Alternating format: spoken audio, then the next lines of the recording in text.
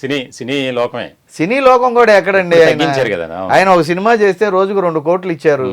మరి అది కూడా చేయకోకుండా పేద ప్రజల కోసం ఎక్కడో మీటింగ్కి వెళ్ళి వస్తే ఎంత ఖర్చు అవుతుంది? ఎంత ఖర్చు అవుతుంది? ఎక్కడి నుంచి తెచ్చుకుంటాడు? ప్రభుత్వం ఇది కూడా తీసుకుంటలేదు కండి, జీతం కూడా తీసుకుంటలేదు కదండి మహానుభావుడు.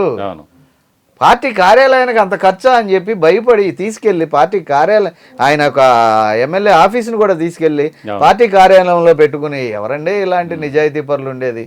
ఆయన ఎవరో ఎంపీ గారు ఒరిస్సా నుంచి సైకిల్ వేసుకుని పార్లమెంట్కి వెళ్ళినట్టు, అవునా కాదండి? అన్నా క్యాంటీన్లో అన్నం తింటున్నటువంటి మరి గుమ్మడి నరసయ్య గారు లాగా, ఇందాక నేను చెప్పినట్టు పుచ్చలపల్లి సుందరయ్య గారు లాగా, పాటూరు రామయ్య గారు లాగా, మన్నెల వెంకటకృష్ణారావు గారు లాగా మహానుభావులండి. ఇలాంటి వాళ్ళని మనం చూడలేము. అలాంటి తరం నాయకుడు వచ్చాడు. కూటమి బలపడాలి, కూటమి బాగుండాలి, ఈ కూటమి రాష్ట్ర ప్రజల్ని అభివృద్ధి చేయాలి. చంద్రబాబు లాంటి చంద్రబాబు ఏ విధంగా చూసినా మేధావి, రాజకీయ మేధావి అండి ఆయన. అదే మోడీతో అలా ఉండి అదే మోడీ గారితో ఇవాళ ఇలా ఇద్దరు కలిసి ఉన్నారంటే దానికి ఒక విధంగా గ్రేట్గా ఫీల్ అవ్వాలి.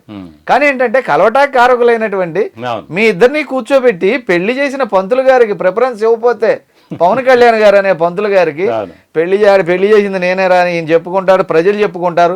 పెళ్లికి వచ్చిన ప్రజలందరూ కూడా అభినందించడానికి, ఆశీర్వదించడానికి వచ్చిన మీ బంధుమిత్రులు కూడా చెప్పుకుంటున్నారు.